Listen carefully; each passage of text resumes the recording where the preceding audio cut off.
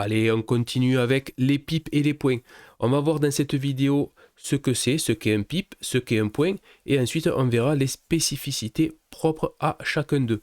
Alors, un pipe ou un point, qu'est-ce que c'est? C'est simplement une unité de mesure sur un actif, la variation du cours si vous voulez, comme on peut avoir les mètres, les centimètres et les millimètres pour les longueurs, ou les grammes, etc. pour le poids.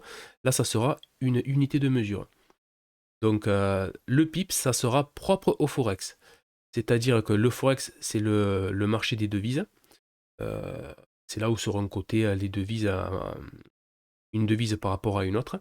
Et donc là, on parlera de PIP. Alors je vais vous montrer un exemple. Là, on est sur USD-CHF, le dollar américain contre le franc suisse. Le PIP, qu'est-ce que c'est? C'est le quatrième chiffre après la virgule. Alors, je vais vous mettre une valeur complètement au hasard. Là, je suis bon. Oui, je suis bon. Et le PIP, qu'est-ce que c'est là? Ça sera le 2, le quatrième chiffre après la virgule. Ça va comme ça vous permettre de mesurer les écarts de prix, euh, la force d'une tendance ou également le nombre de trades, enfin le nombre de pips que vous aurez pris dans un trade. Vous pouvez vous dire, tiens, allez, je pense que ça va aller là. Si le prix remonte, vous pourrez vous dire comme ça, j'ai pris 100 pips. Donc c'est une unité de mesure. N'oubliez pas, c'est le quatrième chiffre après la virgule. Donc le cinquième, ça sera un dixième de pipe.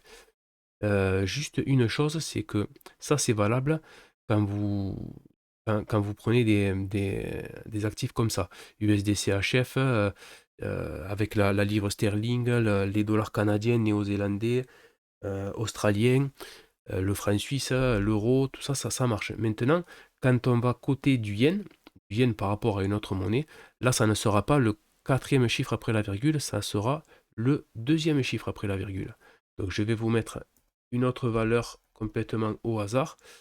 Et donc là, le PIP, ça sera le numéro 2. Donc là, ça sera le deuxième chiffre après la virgule. Et sinon, c'est le quatrième chiffre.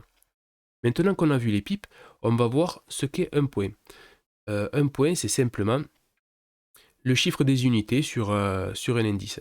Alors un indice, c'est quoi? Ça peut être par exemple le SP500 qui est un indice américain.